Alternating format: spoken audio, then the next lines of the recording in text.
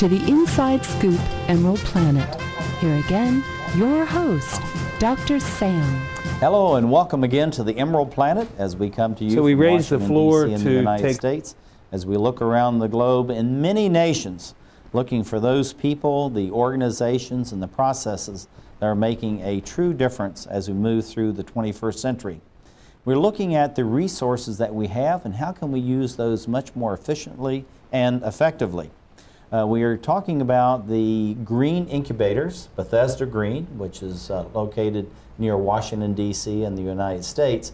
And they have many different clients, many different members that are important to really greening the society, greening the community, and bringing about new jobs and reaching out with new services.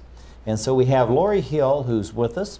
She's created a green organization, which is absolutely fantastic because she's talking about event planning, but she looks at everything and how can we actually green this event. And so this is a service, not necessarily just a product, and we talk about a lot of products and technologies as you've seen before, but tell us, what is a green event and why did you get into this? I'm sure a lot of people have asked Everybody you that. asks me that, absolutely. Well, a green event is when you look at every component of an event, you choose the most sustainable option. So from the invitations, to the venue, to your catering, to your decor, your transportation, every aspect of the event, choosing the most sustainable option possible. That's what constitutes a green event, at least in my mind. Well, and this whole thing about green events and about greening society, it's about cutting cost. And be able to have a positive impact as far as the environment is concerned. And I would assume that you're getting more and more people coming in and saying, hey, look, Lori, we really want to have something that's green. We know that we're going to have people flying in from all around the United States or all over the globe. And so they're really conscious about their carbon footprint. How does green event, carbon footprint relate to each other, and how can you lessen that carbon footprint? Okay, well, one of the big things that I look at is, well, just starting off with things like the invitation. Most of my clients anymore now, they're doing electronic invitations. But if they don't want to do an electronic invitation, I tell them to go with if you want to do a paper invitation, the traditional paper invitation, I'll tell them to go and use recycled paper, or paper made of cotton, or there's some that has seeds embedded in it, or even elephant dung. I was going to say, if you didn't mention that one, I was going to bring up the elephant dung. And of course, this is about bringing sustainability into villages in Africa, India, places like that, and so that they have a living wage in these areas. And actually, elephant dung, if we can mention that on the television, is, it's a really good paper. But looking at these paper products here on this little display you have in your office, tell us about this. And then we have some of these diverters and separators and all that beside it. Tell us how this really fits. Well, this is from an event I co-executive produced. It was the Mid-Atlantic Green Wedding Showcase. Friends of mine who go to wedding shows, they said, we're sick and tired of going to wasteful wedding shows. Let's do a green wedding show. And I'd never even been to a wedding show when they approached me. But one of the things we did was all throughout the trade show floor, we had waste neutral stations. And you can see our one volunteer standing there. And so we had the guests divide the waste. We had a large bin for compost, a large bin for recycling, and a smaller bin for the landfill, because we wanted a teeny amount to go into the landfill. And quite frankly, that's how it should be. I was really impressed with the number you were sharing with me right before we came it was like into high the 80s, studio. low 90s. So, it's incredible that you're diverting almost everything, correct? Yeah, about 92% we were able to divert from the landfill. All right, we have a bus with a green symbol on it. Okay, what does this well, the really Atlantic mean? Services Group provided our, the venue was not really close to a metro station, so we provided complimentary transportation. And so that's one of the things when I have an event, whether it's a social event or a corporation having an event, I try to pick a venue that's close to public transportation. And if it is, then I'll say, well, this is your closest subway stop, or this is where the closest bus stop is, or why don't encourage people to carpool. And if that's not possible, if you need to transport your guests, use a large, a mini bus, or a large vehicle or a coach bus to get them from one point to the next. Something that's electric, or natural gas, or something hybrid, that's not so diesel. the guests, so that all those 52 people are not, you can put 52 people on one bus versus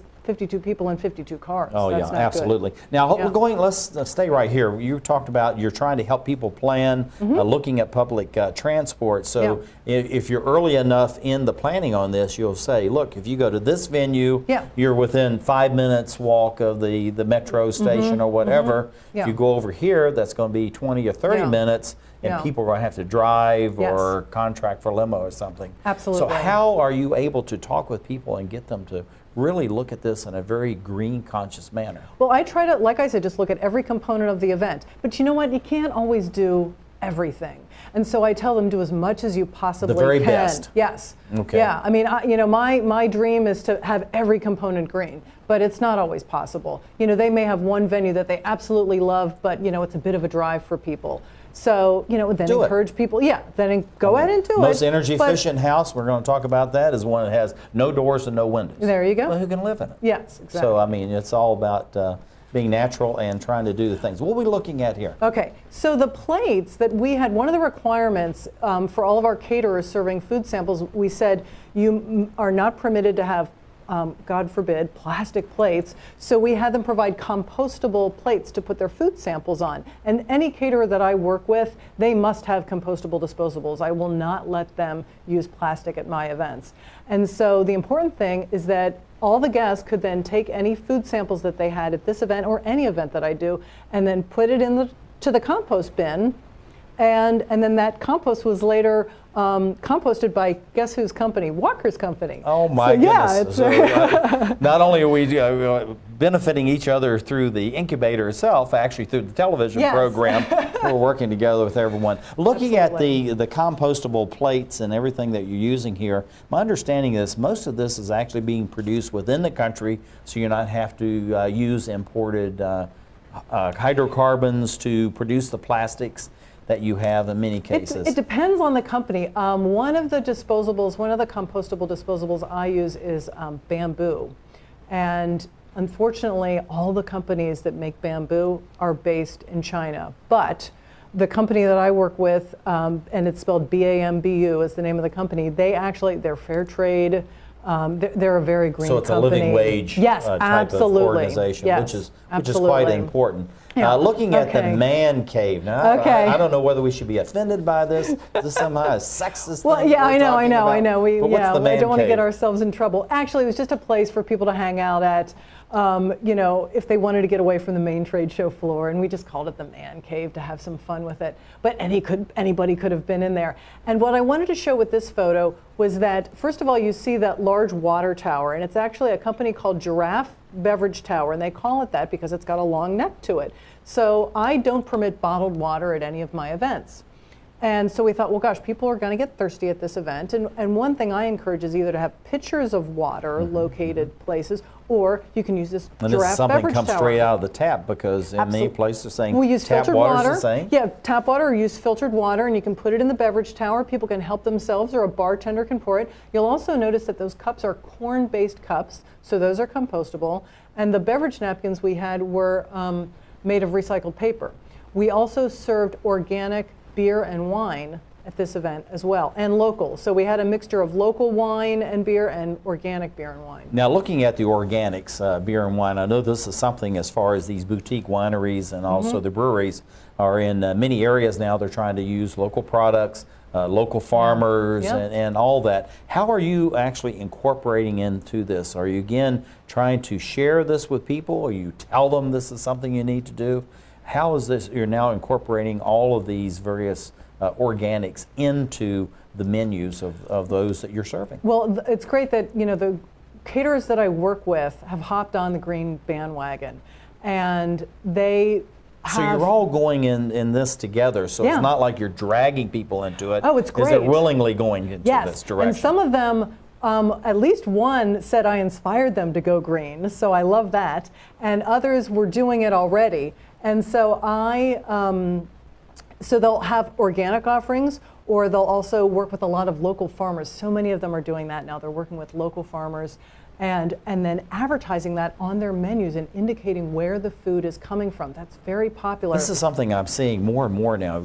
Even if the national chains are saying we're using more, local grain-fed or range-fed beef and these kinds of things, and it's coming out of the local community. Yes. So it's expanding jobs, Yes. providing self-employment for other people. Yeah. And again, as we were talking about in one of the earlier segments, this whole notion of being able to provide a local tax base. Yes. So they're providing the infrastructure and the health care and the education that's needed. That's something we really don't think much about. Yeah. And also your food just tastes so much better when it comes from a local farmer versus being shipped across the country, something that's frozen. Or brought in from overseas Yes, or what have you. absolutely. So the whole Yeah. thing is to have it. Looking at these photographs here, what are we looking at? And again, how does it get back to this is green, and how is it actually helping the local economy? Well, the invitations, you want to look at what type of paper you use for your invitations, which I talked about before. So I always say go with recycled paper. If you're going to do a hard copy invitation, go with recycled paper.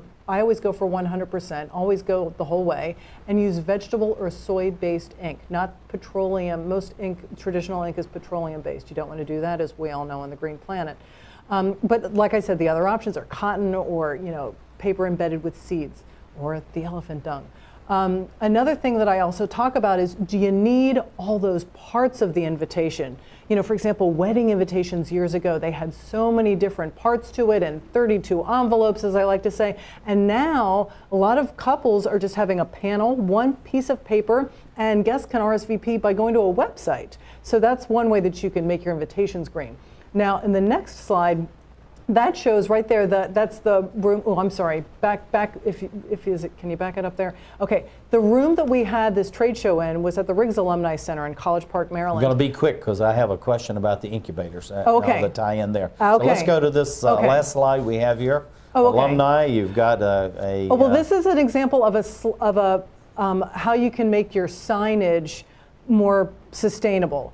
And this is the example of reusing a sign. So it was held at the Alumni Association, the Riggs Alumni Center, and they have these signs that they use over and over again, and then you can just use an insert, an 8.5 by 11. Yes, and so you don't have to go out and buy your own signs all the time. Bethesda Green Incubator. How's that related to you, and why is it important? Well, and we're going to be out of here in about 30 seconds. Okay, well, I can do that. Bethesda Green has an annual Bethesda Green Gala, and they contacted me to handle their Green Gala last year. I'm doing it this year, and it is a green event.